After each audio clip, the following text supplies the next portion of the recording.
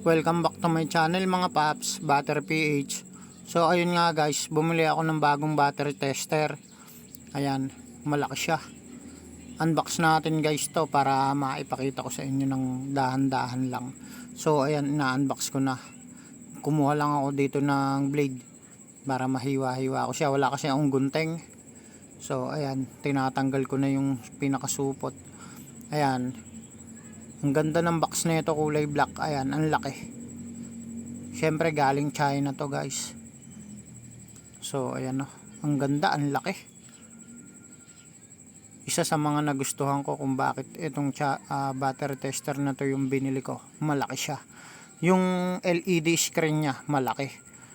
Kumbaga madali siyang makita. Ayan o, natuwa nga ako dito. Ang ganda kasi guys eh.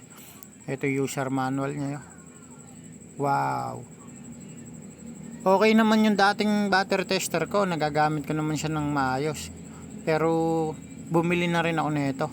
Itong tester na to, pwede kayong mag-print ng data. Tapos meron siyang kasamang libreng papel, ayun, lalagay dun sa battery tester. Nakakatuwa guys, so ang laki, ang ganda. So ayan guys, masaya ako. Uy, carbon lodi.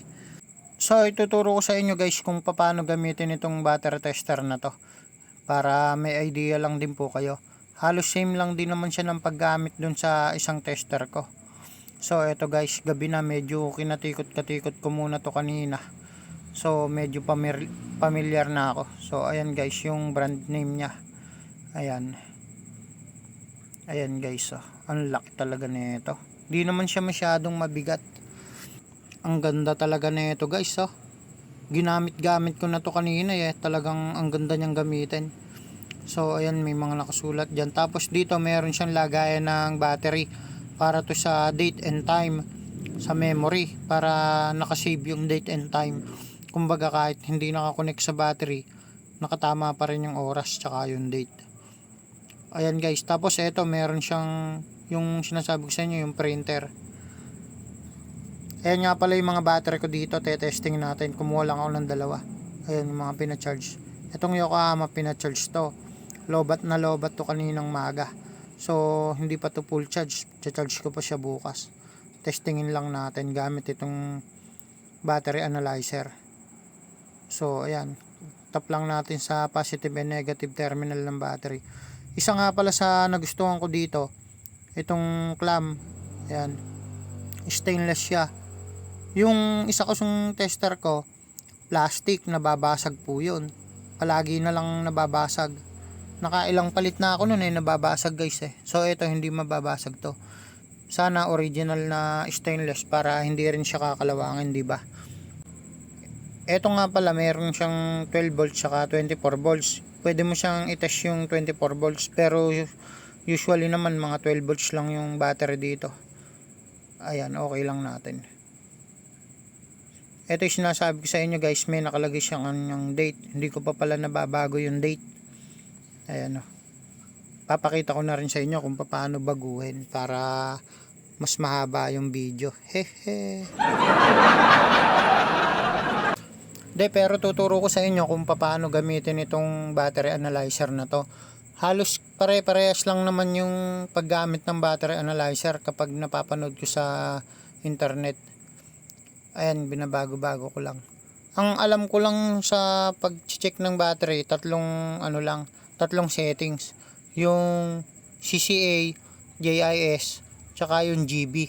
Yun yung mga ginagamit kong settings dito sa tester para ma-check yung battery health tsaka yung CCA nga ng battery. So ayan guys, naayos ko yung settings dito. Ayan, nakalagay dito April eh. Babaguhin natin, gagawin nating May. Ibig sabihin number 5. Tapos 23 ngayon eh. Ayan. So ayan, pati yung time babaguhin natin. So nakatama na pala yung time na ito. Ayan. So okay lang natin. Ayun, boom. Na-save na natin. Kaya kapag nag-print tayo mamaya, tama na yung date tsaka yung time. Ngayon naman, umpisa na nating testingin itong battery. Ayan, dito sa main menu, meron sa kanyang hanggang number 6. Ayan, battery capacity, cranking test, charge system. Ayan. So, ayan guys, dito lang tayo sa battery capacity kapag mag-check tayo ng battery. Okay lang natin dyan. Tapos, battery type. Yung mga battery naman ng sasakyan natin dito sa Pilipinas, regular lang. Kaya dito tayo sa regular flooded. Ayan. Okay lang natin. Ito yung sinasabi ko, yung GB. Ayan. Pakita ko lang sa inyo guys lahat. Ayan, number 1, CCA. Halos lahat ng mga battery analyzer tester may mga ganyan. CCA, tapos DIN, yan di ko alam DIN na yan. JIS, ayan, alam ko yan, JIS na yan. Tapos yung GB, ayan, alam ko na din gamitin yung GB na yan guys. So ayan, pakita ko sa inyo guys itong CCA. Etong CCA guys, naka-indicate siya sa sticker ng battery. Ayan, CCA. Kapag testingin mo yung battery, yun yung ilalagay mo kung ano yung nakalagay dun sa sticker ng battery. Ito naman JIS guys, ito, ayan, 95D. Iba-iba kasi yung nakalagay na number dyan sa bawat battery, depende sa size. Halimbawa NS40, NS60, ganyan. Ito kasing tinetesting natin 3SM. Ito namang GB, yung AH, ayan, nakalagay din sa battery. So ayan, lagay natin 75 AH dito sa GB. Ayan, 75. Ito yung paborito kong gamitin guys, yung GB. Mas madali kasing maglipat-lipat dito. So ito na yung battery capacity. Nakalagay sa kanya, great recharge. So napaka-colorful na itong display ng battery analyzer, kaya nagustuhan ko, tsaka malaki siya. Ayan. Etong 3SM battery na to, luma na to guys, pinacharge lang. So meron siyang 50%, pero buo pa naman siya, nasa 500 plus pa CCA kung mapapansin nyo kanina. So magpiprint sana ako dyan, nilagay ko muna no. Testingin muna natin yung ibang settings. Lagay natin sa CCA guys. Ayan, CCA.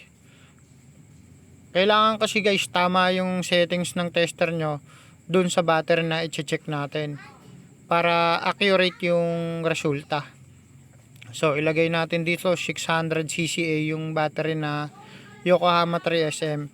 So depende pa rin guys sa battery, kasi merong Yokohama na mas maganda compare dito sa Yokohama na premium 16 months. So ayan, 600. Ayan o, set lang natin 600. Tapos lalabas naman yung actual CCA nyan kapag na testing na, ayan yung result. So ito 500 plus yung CCA na lumabas. Ayan o, diba?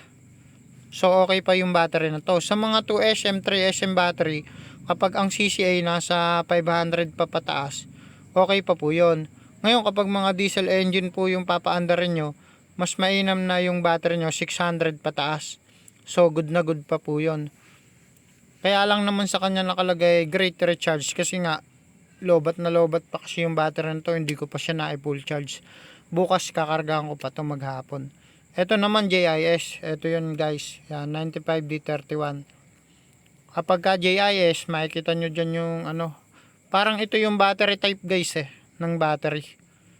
Ayan, 95D31. Kailangan kasi parehas dito sa tester dun sa battery. Sinabi ko na kanina guys para mag-accurate yung result. So ayan guys, so okay pa battery capacity.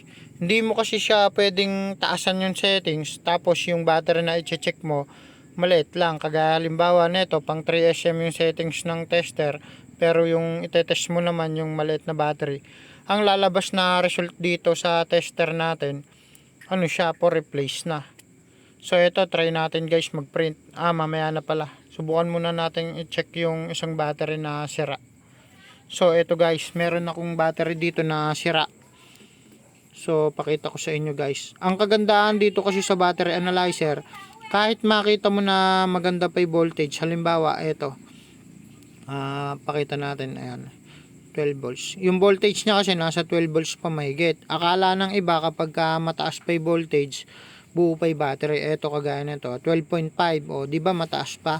Akala nila buo pa yung battery kapag ganyan. Pero pag meron tayong battery analyzer, makikita natin yung health ng battery.